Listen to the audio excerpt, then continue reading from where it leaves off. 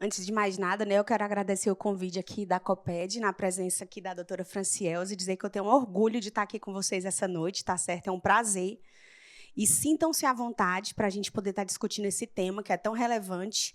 Lembrar que dentro do choque, o choque hipovolêmico é o choque mais comum, mais prevalente, tanto na faixa etária pediátrica como na faixa etária adulta, tá? Porque dentro dos outros choques, ele também se faz presente. Lembrar que mesmo dentro do choque séptico, do choque distributivo, né, que faz parte do choque séptico, do choque cardiogênico e do choque obstrutivo, a gente lembra que a gente também tem deficiência volumétrica. Então, não deixa de fazer parte aí o choque hipovolêmico também, por isso que é um tema tão relevante, tá? E é por isso que a gente vai falar dele aqui hoje à noite. E é importante esse momento de conversa para que a gente possa tirar as nossas dúvidas. Claro que eu não vou esgotar todo o tema, porque é um tema bem vasto, mas a gente vai tentar hoje esclarecer o máximo possível das dúvidas de vocês, tá certo?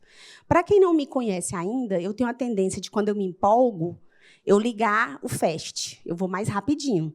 Então, vocês podem me frear, tá certo? Tentar puxar o freio aí, eu não me incomodo, a gente tenta frear, falar um pouquinho mais devagar para tentar esclarecer as dúvidas de vocês, tá bom?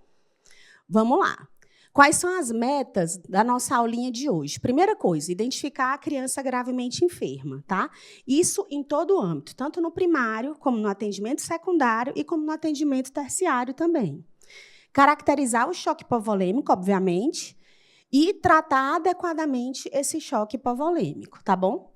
Tudo isso baseado, obviamente, em quê? Já que eu sou instrutora do PAUS, na metodologia do fala? Do PAUS. Me ajuda, povo, do PAUS. Tá? Então, a gente vai falar do triângulo da avaliação pediátrica. Tudo a gente começa com o quê? Com a aparência, o esforço respiratório e a circulação. Tá? E como é que eu vou ver isso aí?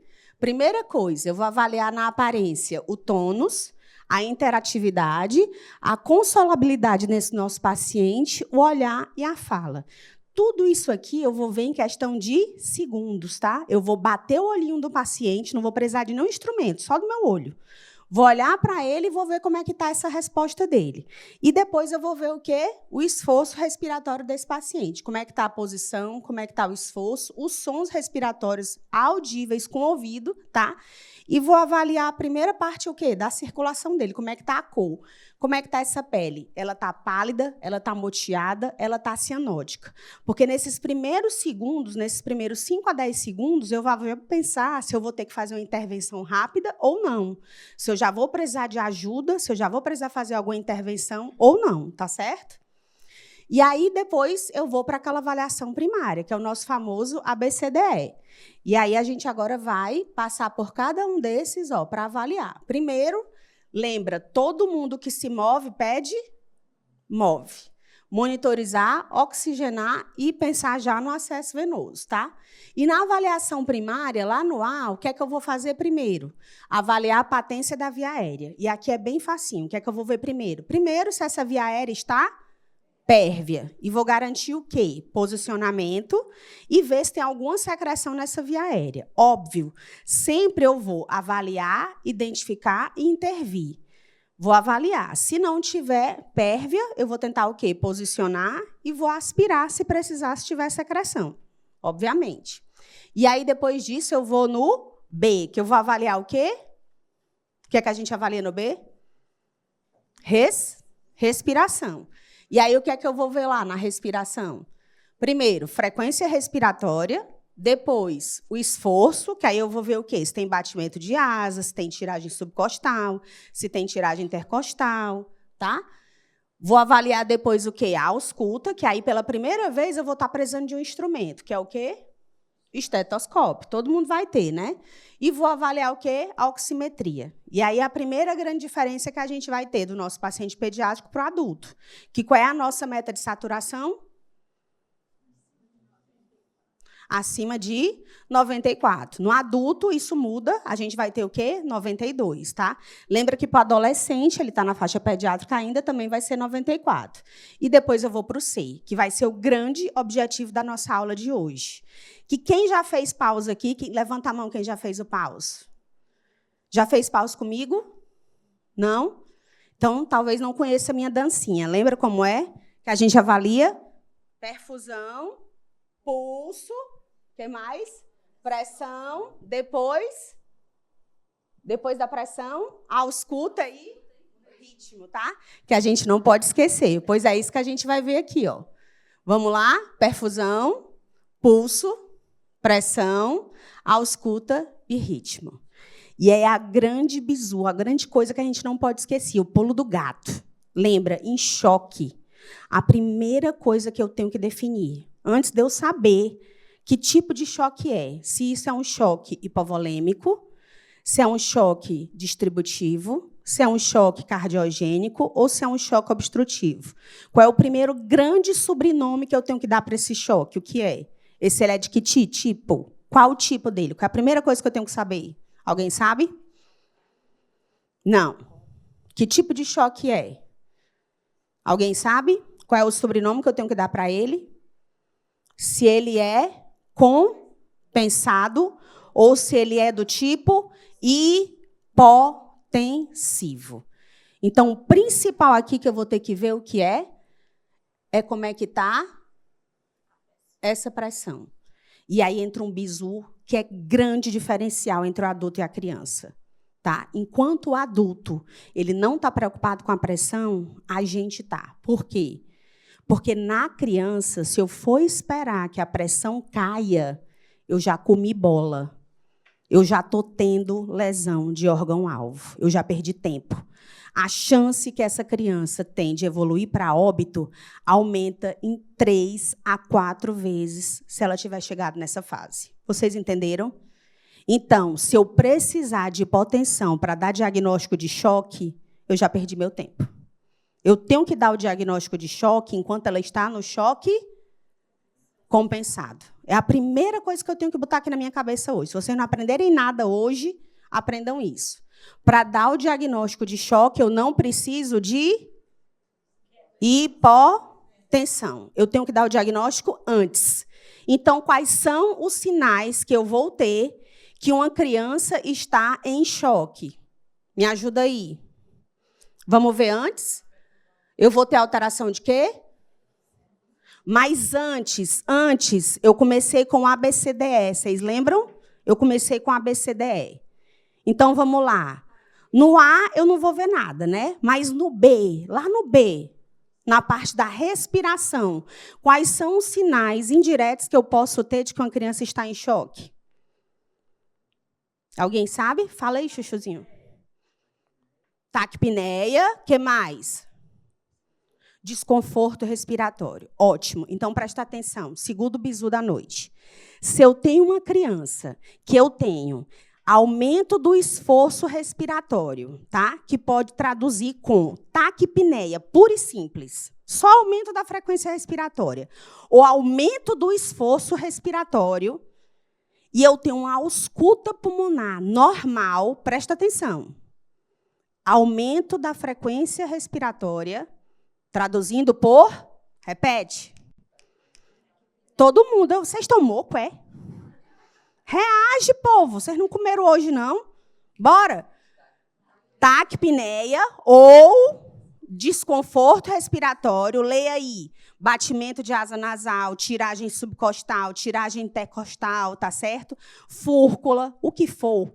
E a ausculta pulmonar é normal ou pouco alterada. Eu só tenho duas coisas para ser. Ou ele tem um distúrbio ácido básico, ou ele tem o quê? Ou ele tem choque.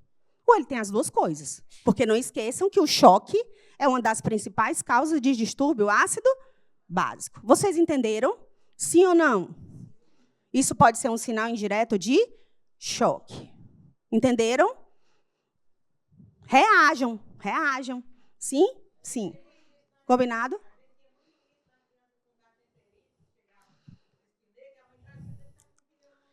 Perfeito. Perfeito, doutora. Show de bola. Vocês entenderam? Então, lá no B, eu já tive um sinal indireto de que essa criança pode estar chocada, certo? Aí, quando a gente continua, ó, pulso, quais são as alterações que eu vou ter no pulso? Que a perfusão a gente já viu, né? A gente pode estar com a perfusão lentificada. O que mais? Pulso, eu posso ter alteração no pulso, tá? A gente pode ter o quê? Um pulso mais fino, um pulso mais rápido, traduzindo o quê? Ataque cardíaco. O que mais? Eu posso ter uma alteração na pressão de pulso, tá certo? O que mais? Lá na pressão, eu posso estar com a pressão ainda normal, mas eu posso ter uma alteraçãozinha que é bem mais precoce. O que é? Alguém sabe? Eu posso ter um... Isso, fala alto. Não tem problema, diz o que é. Explica para mim. É mais importante você explicar o que é do que dar o nome. Vai lá. Isso, eu vou ter um pinçamento, não é isso? Uma diminuição do quê? Do gradiente entre a pressão sistólica e a diastólica. Não é isso? Por quê? Por que acontece isso? Qual é a primeira resposta que você tem a uma diminuição do volume circulante efetivo? A uma diminuição do volume que está correndo dentro do vaso. Você aumenta a frequência cardíaca, porque a criança pequena ela depende da frequência cardíaca para aumentar o quê? O débito cardíaco, porque eu lembro que o débito cardíaco o que é? É fração de ejeção vezes frequência cardíaca, não é isso? Então, o que é que ela faz se o volume circulante efetivo está diminuindo? A fração de ejeção está diminuindo, ela aumenta a frequência cardíaca, não é isso? E faz mais o quê? Aumenta, faz vasoconstricção. E isso eleva a pressão diastólica. E a sistólica cai um pouquinho, então elas se aproximam. É o pinçamento dessa pressão, tá certo? Que não ocorre com quem? Com choque do tipo distributivo, que é uma das formas de diferenciar um do outro. Vocês entenderam? Sim? Então, aquela diferençazinha, vamos supor, uma pressãozinha normal, a gente tem ali normalmente o quê? 12/8, né? A diferença dá o quê? Dá 40, não é isso? Então, essa diferença que normalmente vai ali em torno de 20 a 30, ela cai. Ela fica ali em torno dos 10 a 20, que é o que a gente fala do pensamento. É um sinal precoce de que o paciente pode estar evoluindo para o quê? Para um choque. Você está tendo esse pensamento por diminuição do volume circulante efetivo. No caso do choque hipovolêmico, porque eu estou perdendo líquido. Se é para fora, se está se exteriorizando, ou se eu estou perdendo para dentro. No caso, vamos supor, eu sofri um trauma.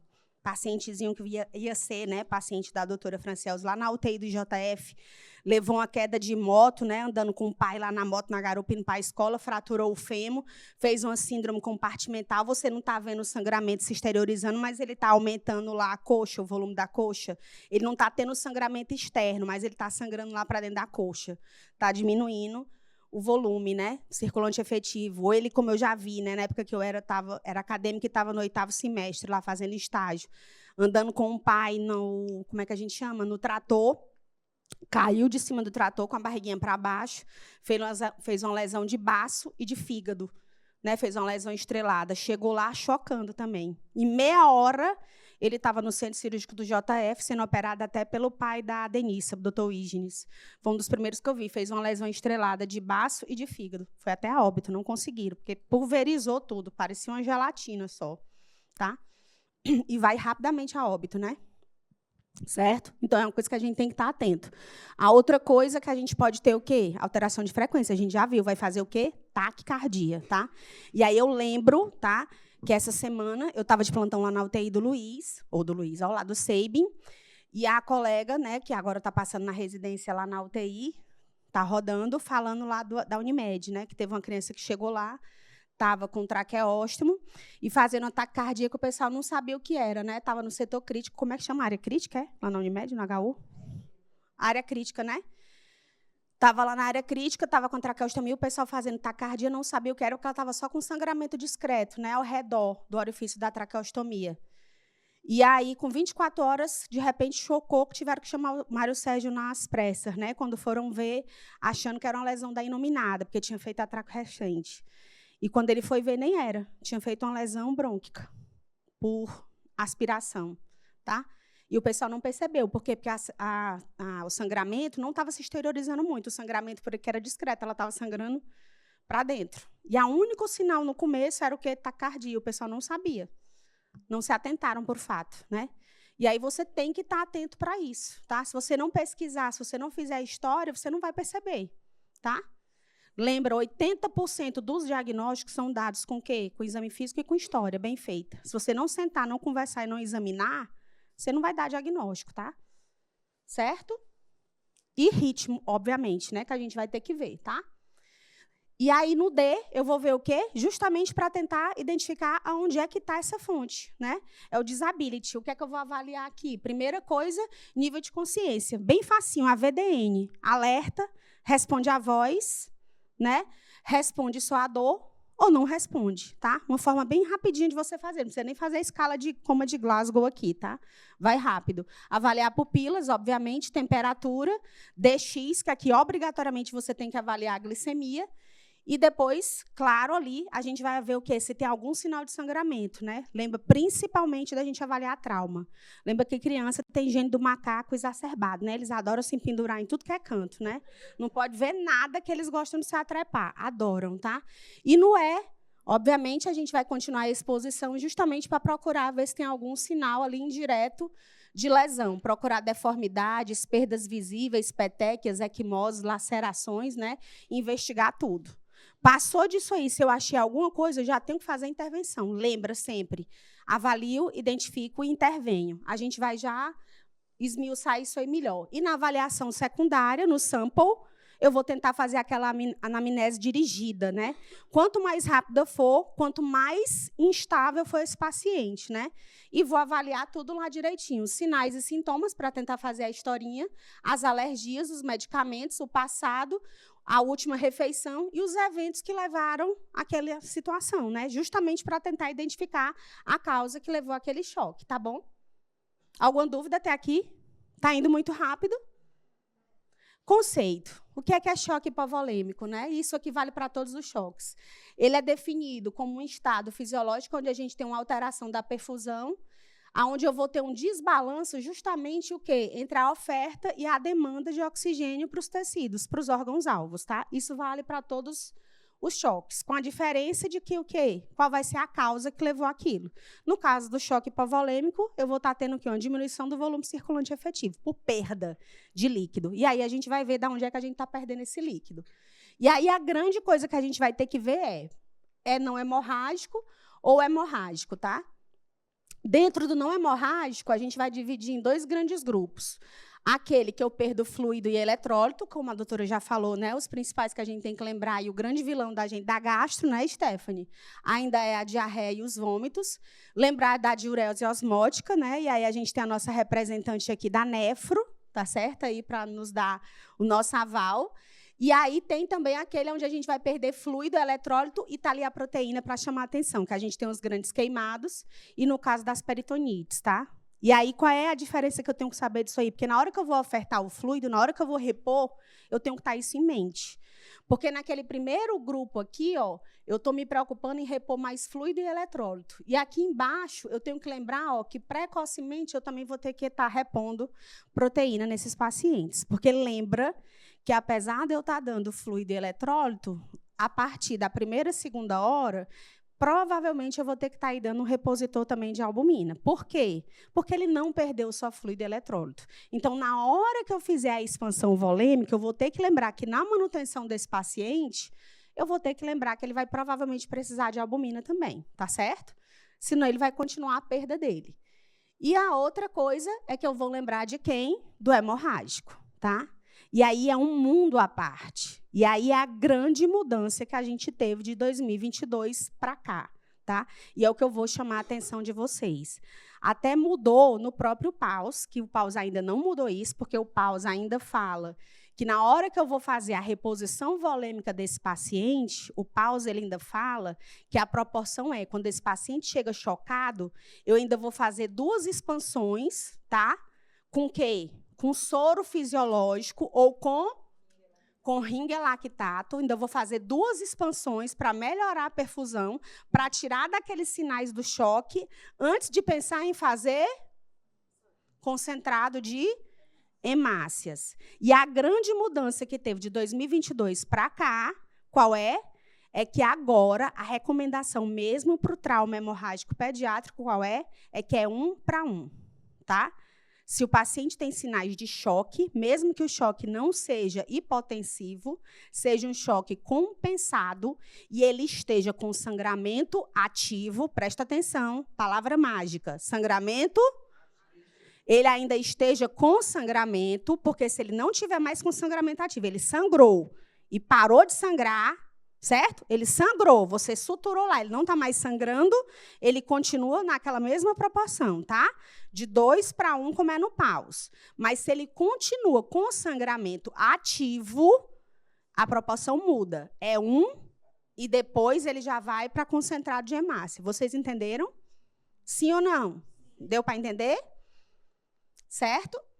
É a grande mudança que a gente teve. E aí, hoje, ele já chama assim, ó, quando é hemorrágico, ele já recebe esse nomezinho especial a partir de 2022.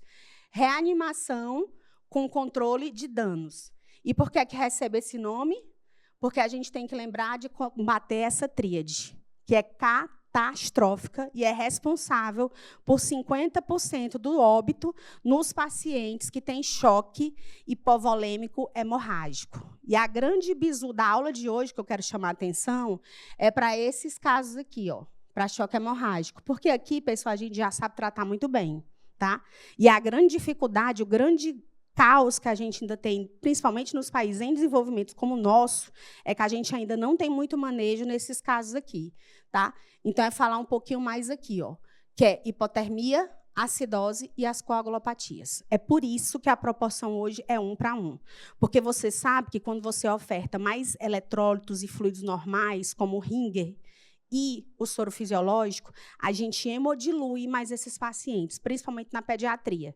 E aí eles têm um risco maior de fazerem coagulopatia de consumo, fazerem acidose, principalmente se você está usando o soro fisiológico normal, porque a recomendação nesse grupo aqui não é nem de você usar soro fisiológico, é de dar preferência para fazer reanimação com Ringer, tá? Você só vai usar soro fisiológico se você só tiver soro fisiológico.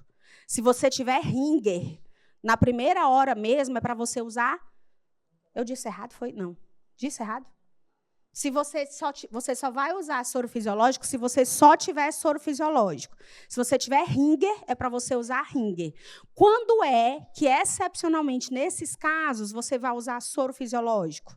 Se esse paciente já tiver uma doença renal, que ele já tiver uma tubulopatia, se ele for um acidótico já de praxe, que ele já faça uso crônico de bicarbonato e você já sabe que ele tem uma acidose grave, tá certo? Ou ele é um hepatopata crônico, que ele já é cirrótico e que ele já tem uma acidose grave. Se não for nessas duas situações, ele vai sempre para Ringer lactato. Vocês entenderam? Sim ou não? Então, ele sangrou e não tem mais sangramento ativo, a proporção é 2 para 1. Então, eu faço 2 expansões para pensar em fazer sangue. Certo? Se ele tem sangramento ativo ainda, a proporção é 1 para 1. Ou seja, eu fiz a primeira expansão, ele ainda mantém sinais de choque, mesmo que seja choque compensado, a segunda expansão dele vai ser com o quê? Com concentrado de hemácias ou com sangue mesmo, tá? Só não vai fazer se você não tiver. Você entendeu? Se o seu banco de sangue não lhe fornecer. Lembra que a tipagem demora 1 hora, certo? Se isso precisar antes, que óbvio que talvez vá precisar, né? Porque lembra que com a expansão dessa, ela vai correr geralmente em 20 minutos, você vai precisar antes, você vai ofertar que tipo de sangue? Do tipo O. O? Isso. Combinado? Certo? E aí a gente vai lembrar outro conceito, eu vou já chegar lá. Lembra que a criança, a volemia dela, tá, vai variar de 75 a 80 ml por quilo. Isso vocês vão ter que saber, tá certo? Por que eu vou ter que saber desse conceito? Vou já explicar para vocês. Lembrar do controle de perdas, óbvio. Eu tenho que controlar o sangramento, tá certo? Eu tenho que parar aquilo que está sangrando. Então, eu vou ter que chamar cirurgião, vou ter que fazer compressa, né? Fazer curativo compressivo, vou ter que usar torniquete, vou ter que usar alguma coisa para parar aquele sangramento. Vou tentar controlar aquele sangramento. Porque se continuar sangrando, você vai ficar fazendo sangue e ele vai continuar sangrando. Não, não. Esse volume não. Isso aqui é só para você saber a volemia dele. tá? A gente vai já falar de quanto é que eu vou fazer de volume, tá? Lembra, só para vocês terem noção de quanto mais ou menos a gente vai precisar ofertar de volume. Não estou dizendo a velocidade ainda, só para vocês terem noção. Para cada, se eu fosse usar soro fisiológico, só para a gente ver porque é que isso mudou, tá? Para cada 3 ml de sangue que eu perdia, para cada 1 ml de sangue que eu perdia, para repor, eu precisaria, no mínimo, de 3 ml de soro fisiológico ou de Ringer lactato. Vocês estão vendo? Seria o mínimo. Só que vocês lembram que se eu desse isso aí, com 30 minutos, só 2/3 ficariam dentro do vaso.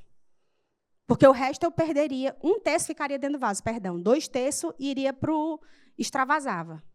Então, com 30 minutos, aquilo que eu dei, 2/3 saía fora, só ficava 1/3 dentro do vaso, ia ficar tudo lá no terceiro espaço.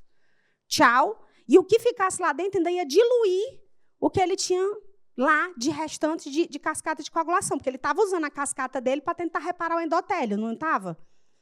Aí vocês pensam o quanto que isso é ruim para ele. Tá? Por isso que mudou essa proporção. Por isso que agora você faz 1:1. Vocês entenderam? Certo? Só para a gente entender. E aí, ó, vai vir aqui. É o conceito que a gente vai mudar agora. Ó. Por isso que agora a gente faz essa transfusão balanceada quando eu vou pensar no protocolo de transfusão maciça. E presta atenção, aquilo que a senhora perguntou. Doutora, eu esqueci o nome da senhora. Gilcélia. É que eu sou horrível para nome, doutora Gilcélia. Presta atenção. Pois é, faz tempo. Nem me lembro daquela... Ui, meu Deus. Ó, por que eu preciso saber disso aqui? Para eu saber quando que eu vou usar esse protocolo de transfusão maciça. Porque toda vida que a criança precisar de 50% da volemia dela em sangue nas 24 horas, obrigatoriamente eu tenho que abrir esse protocolo de transfusão maciça. Certo?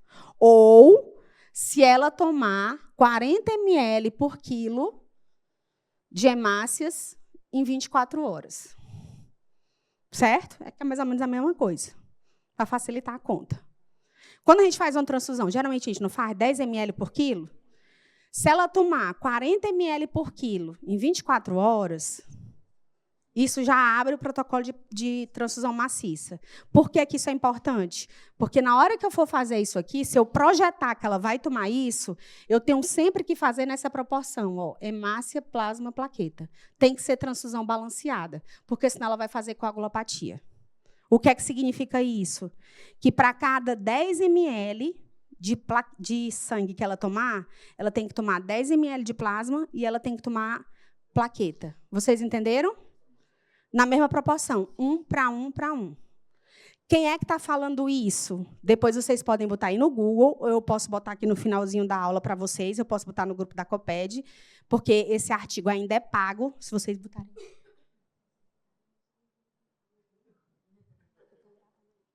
Certo?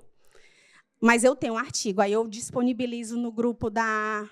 Eu já vou deixar tu falar. Não foi você que pediu para falar? Era isso? Eu deixo já de falar. Era isso que eu ia perguntar? É a volemia. É a volemia da criança. É a volemia total. Não. Deus o livre. Se for, a gente manda de edema agudo. E a transfusão você está recebendo 50% da volemia dele. É, isso. Certo? Em 24 horas. Isso. Então, se você projetar que ele vai entrar nesse protocolo, ele tem que ser nessa proporção de 1:1:1. Esse consenso, que ele é de 2022, ele reuniu 16 especialistas do mundo todo, que incluem aí farmacêuticos, cirurgiões pediátricos, tá? Todo mundo da área da pediatria, o pessoal do intensivismo, né? Todo mundo junto para trabalhar só nessa parte de trauma, de choque hipovolêmico traumático, né? Choque hipovolêmico hemorrágico traumático em pediatria. E a recomendação é essa. É o que a gente está tendo de mais novo e que tem menos risco e de melhor prognóstico, é essa proporção de 1:1:1. Ainda existe um pouco de dúvida, existe uma certa celeuma ainda nessa questão da plaqueta. Porque eles colocam que se o serviço ele tem... Eu nunca sei dizer esse nome, vocês me ajudam, que a minha língua enrola. Aquele negócio do vou nem falar... Fala, doutora, que a senhora fala ali. Tromboelastometria, que é o ROTEM. E o certo? Que eu nunca sei dizer. Que eles estudam o quê? Ele é uma maquinazinha que ele estuda a formação do coágulo, certo? Se o hospital tem, que Messejana tem. O IJF tem, o Monte Clínico tem, tá certo? Eles estudam em tempo real, e é rápido, a tempo de formação do coágulo. Então, com isso, eles conseguem ver a fibrinólise, conseguem ver quanto tempo está formando o coágulo. Aí ele consegue lhe dizer se você está precisando dar fator protrombínico, se você está precisando dar só fibrinogênio, entendeu? Aí ele consegue lhe direcionar se você precisa dar crio, se você precisa dar complexo protrombínico, se você precisa dar plaqueta. Aí ele direciona especificamente para aquilo, para você não estar gastando tudo, entendeu? Certo? Aí ele direciona melhor. Se você tem isso, você não precisa obrigatoriamente dar plaqueta, tá? E qual é uma coisa que ainda não é consenso absoluto? No adulto é. No adulto, nas primeiras 3 horas do trauma, hoje é consenso absoluto você fazer o ácido da aranha, o transamin, o ácido tranexâmico, certo? Ele manda fazer nas primeiras 3 horas. Na criança é médio, certo? Existem estudos que falam que sim, existem estudos que falam que não. Esse estudo consenso, ele ainda manda você fazer, certo? Ele recomenda que você faça uma dose só, se você pegar a criança nas primeiras 3 horas e ela ainda estiver com sangramento, entendeu? E ela tiver recebido sangue, certo? Não é que chegou e fez, não. Recebeu o sangue, aí você faz uma dose ainda do ácido tranexâmico, que é 10 miligramas por quilo, dose única endovenosa, não é oral, tá certo? Ele manda você fazer, porque aumenta a sobrevida desses pacientes. Existem estudos mostrando que aumenta a sobrevida, certo? Ok? O Banco de Sangue de São Paulo, o Banco de Sangue de Santa Catarina, aqui no Brasil, eles seguem esse protocolo. Tá certo? Alguém quer perguntar alguma coisa? Não? No caso do transamento, Uhum. se houver gravidez, há contraindicação de fazer? Se for adolescente, né, que tu está falando. Nesse caso aí, esse protocolo ele não manda fazer. Você não pode ter fator de risco nenhum. Não pode ter doença renal, não pode ter doença hepática, não pode ter nada. A criança tem que ser rígida, o adolescente, né, no caso. Ele tem que ser rígido de qualquer outra coisa. O evento dele tem que ter sido só o trauma. Certo? Alguma dúvida até aqui? Aí, obviamente, o choque é sempre um desbalanço entre a oferta e a demanda. E é nisso aqui que a gente vai focar para fazer o tratamento, tá? Outra vez, ó, vocês estão vendo que eu estou chamando a atenção, é o botão do pânico, tá? Lembra, tá? Na criança, a gente não requer a presença de hipotensão. Lembra que, no primeiro momento, essa pressão pode estar normal, pode estar reduzida ou pode estar até aumentada. Como é que pode estar aumentada? A gente não tem aumento da frequência cardíaca e aumento da resistência. Então, naquele primeiro momento, se você for um doutor muito bom, você pode estar pegando ainda com a pressão aumentada, tá certo? Combinado? Por isso que ele pulsou ali. E aí, aquilo que eu já falei, né? Bebês e crianças menores têm uma fração de ejeção ventricular muito pequena, com capacidade limitada para aumentá-la. Né? Lembra que o miocárdio da criança, a complacência é menor, tornando-se dependentes, portanto, de uma frequência cardíaca adequada para manter ou aumentar o débito cardíaco. Tá? Então, ele depende dessa frequência cardíaca para aumentar o débito. Aí lembra aí que a gente já falou, né, a questão da taquicardia, o aumento da resistência vascular sistêmica, o aumento da contratilidade e o aumento do tônus da musculatura lisa venosa, que é aquilo que eu já falei antes, né, aqueles conceitos que eu já tinha falado. Por isso que no choque ele vai evoluir do choque compensado para o choque hipotensivo. E a gente tem que trabalhar antes que chegue aqui, tá? E aqui só para a gente lembrar dos valores de pressão, né, os percentis mínimos aí que a gente tem que tentar evitar, certo? O choque hipovolêmico, eu já tinha falado antes, é o mais prevalente, né? Ele cursa com redução do volume intravascular, uma diminuição da pré-carga, obviamente, vai chegar menos líquido para esse coração colocar para frente, e um menor débito cardíaco, justamente porque está chegando menos líquido lá para o coração bombear. Aqui é do nosso paus, né? Só para a gente lembrar, na avaliação primária, o que é que a gente vai ter, né? No choque hipovolêmico. Geralmente, né? A via aérea vai estar aberta e patente, exceto quando há uma debilitação significativa do nível de consciência.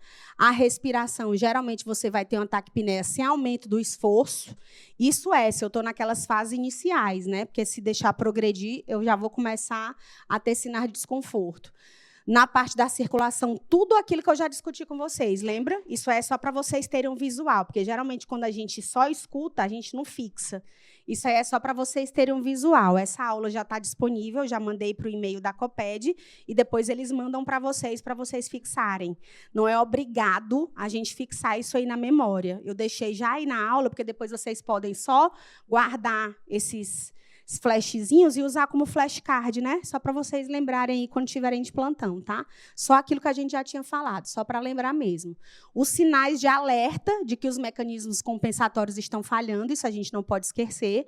Taquicardia crescente, então, se a frequência cardíaca do menino de vocês está aumentando e ele não está chorando, e ele não está com dor, significa o quê? Que ele está piorando. Liga as anteninhas. Pulsos periféricos diminuídos ou ausentes, enfraquecimento dos pulsos centrais, estreitamento da pressão de pulso, que é aquilo que a gente já tinha conversado, extremidades frias, né, com tempo de enchimento prolongado, diminuição do nível de consciência e a hipotensão. Lembra, ninguém quer pegar um paciente hipotenso. E quais são as nossas metas terapêuticas, que é o que a gente vai discutir agora, uma por uma? Melhorar a perfusão sistêmica e a administração de oxigênio para ajudar a diminuir, né, ou evitar os danos aos órgãos-alvos, e interromper a evolução para a insuficiência cardiopulmonar e PCR, que é a catástrofe, né? Os fundamentos da terapêutica, a gente vai discutir um por um. Otimizar o teor de oxigênio do sangue, melhorar o volume e a distribuição do débito cardíaco, reduzir a demanda de oxigênio e corrigir os distúrbios metabólicos. Vamos lá. Como é que eu otimizo o teor de oxigênio do sangue? Obviamente, oxigênio terapia. Vamos tentar fazer o possível para melhorar a oxigenação. Então, ofertar oxigênio para manter a saturação acima de 94. Correção da hemoglobina, tá? E cuidado aqui. A gente precisa manter a hemoglobina em torno de quanto? Quanto? Deram 8. Alguém dá mais, alguém dá menos? 10? E aí? O consenso de 2022 fala em quanto? 9 é menos. É menos. Vai, Stephanie, um número? 7, Stephanie. Eu amo a gastro. Te amo, Stephaniezinha. É 7, tá? Então, por favor, tá? Paciente que está ficando hemodinamicamente estável é 7, tá? A gente pega os nossos pacientes com hemorragia digestiva, né, Stephanie? E o povo fica tudo louco, correndo atrás, querendo botar os meninos com hemoglobina acima de 7. Não precisa. Né, Bárbara? O pessoal fica tudo louco, querendo transfundir os meninos. Hemoglobina de 7 é padrão ouro, pessoal. Só precisa de hemoglobina a mais, tá? Se o paciente tiver alguma cardiopatia de base, se for uma cardiopatia congênita, o quê? Cianótica, tá? Se ele tiver alguma coisa de base que precisa de hemoglobina maior, hemoglobina de 7 é a nossa meta de consumo, tá? É bom para o paciente, é bom para o nosso banco de sangue, tá? Vamos poupar sangue, não precisa mais do que isso, tá bom? Hemoglobina de 7 está muito bem, obrigado, tá? É a nossa meta de consumo. Então, não precisa mais do que 7. Anotem aí nos alfarrábios de vocês. É alfarrábios, né, que fala? Tô tão chique, eu tô vintage. Certo? Combinado? A outra lá que a gente falou, reduzir a demanda de O2. Primeira coisa, diminuir o esforço respiratório, tá? Então, vamos dar suporte ventilatório adequado para o nosso paciente, para que ele diminua o esforço respiratório. E o quê? O que ele precisar para diminuir esse esforço. Vai ser o quê? Máscara não reinalante, vai ser uma cânula nasal de alto fluxo, vai ser ventilação não invasiva, vai ser o quê? O que ele precisar. Dependendo do que ele tenha de comprometimento e dependendo do grau de esforço que ele tenha, tá certo? Isso vai ser averiguado caso a caso. Reduzir dor e ansiedade, tá certo? Então, se o paciente está bem, dá para ficar no colo da mãe e está confortável, deixa ele lá. Não vá mexer com o que está quieto. Se a abelhinha está quieta no lugar dela, com a chupeta, com o dedo na boca, deixa ele quieto. tá? Não precisa tirar e cutucar o inocente se ele está bem lá. Agora, óbvio, se ele não está e precisa ir para a maca para ser estabilizado, a gente tira. Mas, se não, deixa ele quietinho lá no lugar dele, que a gente tem mania de cutucar os inocentes, tacar a paleta lá na boca do pobre para olhar a garganta, né? Me poupe. Deixa o pobre e baixar a febre, tá? Lembra, não precisa estar hipotérmico, né? Hipotermia não existe aí, tá?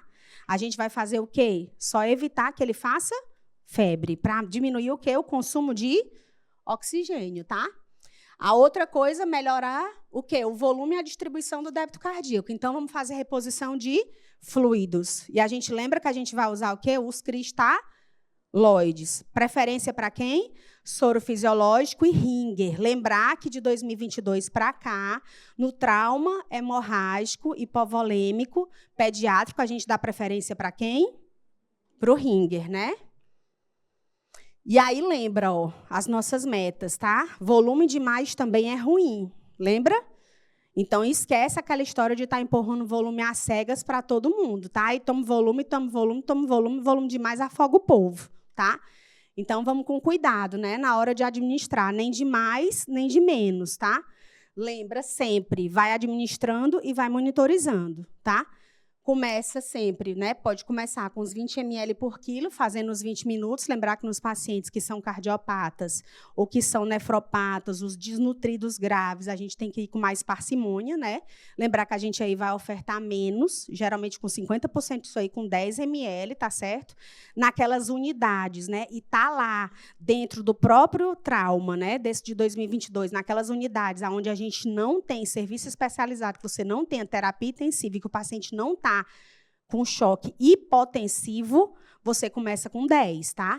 Justamente pelo risco que tem desse paciente fazer sobrecarga de volume. Então, é melhor você ir devagar para não fazer sobrecarga. Faz 10, reavalia com 20 minutos e, se precisar, vai fazendo mais 10. Vai alicotando de 10 em 10, entendeu? Se você depois não tem como tirar, certo? Porque depois que bota, para tirar não dá, certo? E aí, ó, hipotensivo ou hipovolêmico intenso, se ele está hipotensivo ou hipovolêmico intenso, eu posso ir mais rápido. Em vez de fazer, bom senso, né? Em vez de fazer em 20 minutos, ó, eu vou em quanto? 5 a 10, tá? O paciente está lá com um vaso, eu estou vendo o paciente lá sangrando, óbvio, se eu estou com sangramento ativo, eu vou mais rápido. Tem paciente que eu tenho que pegar a seringa, aquela seringa de 60, e ir em bolos mesmo, tá? Certo? E, ó, vocês estão vendo aqui? O que é que mudou aqui? Ó, presta atenção, vocês estão vendo aqui? Hemorrágico. Isso aqui mudou, lembra? Se o sangramento está... Quanto é que é? Isso. Prova cruzada, se puder, se não... Olha como vocês estão sabidos. E olha o que mudou. O paus antigo, a gente ia pensar em droga vasoativa a partir da terceira expansão. Hoje, a gente já começa a pensar a partir... Isso mesmo. E nesse consenso de 2022, tá certo? Com sangramento ativo, você já pode começar a pensar a partir do momento que você está instalando o sangue, tá? Ou seja, eu estou entrando para a segunda, eu já estou botando, tá? Agora, cuidado, tá? A meta é deixar o paciente normotenso no limite inferior. Eu não quero um paciente que está com sangramento ativo com a pressão alta, porque senão o que é que vai acontecer? Se o vaso está aberto e a pressão está alta, meu povo, vai sangrar mais. Como é que eu vou ter controle do sangramento? Certo? Corrigir os distúrbios metabólicos, tá? E aí lembrar da hipoglicemia, que a gente não pode esquecer, tá bom? Lembrar aí que a gente tem a glicose a 25% e a glicose a 10%. Lembrar que com a glicose a 25% eu não posso fazer em acesso periférico, tá bom? Certo? Lembrar do controle da hipocalcemia, principalmente naqueles pacientes que estão recebendo sangue. Lembra? Porque quando eu faço sangue, aumenta o risco de hipoxemia. Por que é que tem o cálcio aí? Ó, tem um 0,6. Vocês estão vendo que tem um 0,6 aqui? E tem um 0,2? Vocês estão vendo? 0,6 ml por quilo. Desculpa, aqui está maiúsculo. E um 0,2 aqui é porque um é gluconato de cálcio e o outro é cloreto de cálcio, tá? Se for gluconato, você pode ir de 0,5 a 1 ml por quilo. Se for o cloreto, tá? Você vai menos. Você pode ir de 0,2 até 0,5, tá bom? Por isso que está aqui, ó. Você pode fazer em bolos de 10 até 30 minutos, tá certo? Diluído, tá? Com a dose máxima do gluconato, aqui, ó, de 20 ml em 30 minutos. Tá bom? Porque lembra que tem risco de fazer parada também. Certo? Obviamente, tratar a hipercalemia, todo mundo lembra, né, da hipercalemia, como é que trata, que a gente pode usar a solução despolarizante, que você vai usar a insulina associada com glicose, né, 0,1 unidade por quilo associada com 1 grama por quilo de glicose, tá certo? A gente pode usar o que mais? O bicarbonato, o que mais? Me ajuda? As resinas de troca, o que mais? O próprio cálcio, o que mais? A diálise, né? Naqueles pacientes que precisarem, certo? Correção da acidose metabólica e no hemorrágico, tá? Não esqueçam, ó, aqui embaixo, ó, lembra que a gente mudou, né?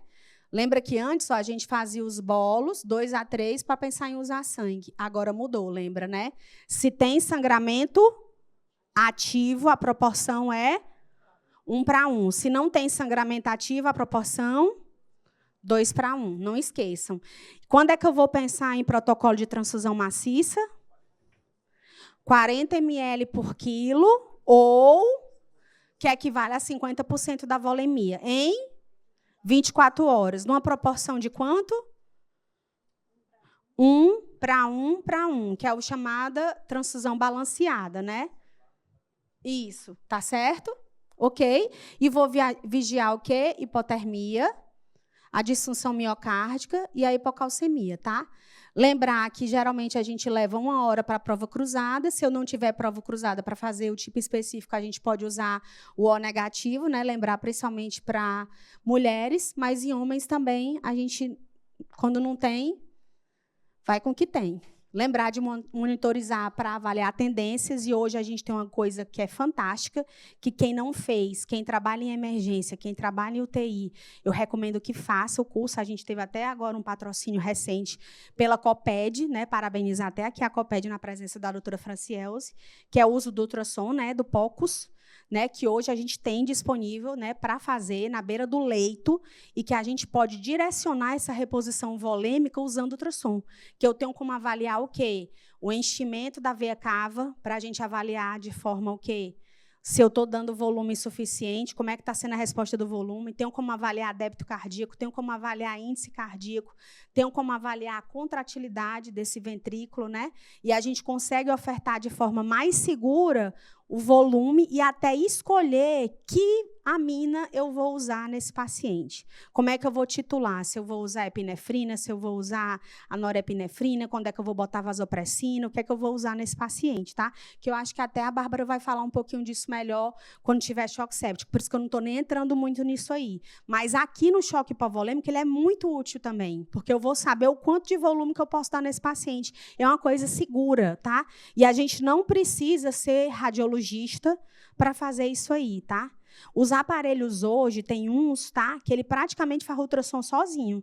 Você bota lá, você escolhe agora eu me esqueci do nome do bichinho, o probe, e ele praticamente já bota para você. Ele dá o tamanho da cava, você já consegue, pelo tamanho da cava, dizer aproximadamente quanto que está a PVC desse paciente, tá? Se está maior que 2 centímetros, se está menor do que 2 centímetros, quanto é que está o tamanho aproximado, você já estima mais ou menos quanto é que está a PVC. Claro que com isso a gente não vai saber mensurar bem direitinho quanto que vai ser a resposta do volume, mas nos extremos dá para a gente saber se ele vai precisar de volume ou não, tá? Isso aí é importante para a gente, tá? Mais um aqui, só para a gente ver essa questão da evolução. Isso é um bonzinho para vocês guardarem para o plantão, tá?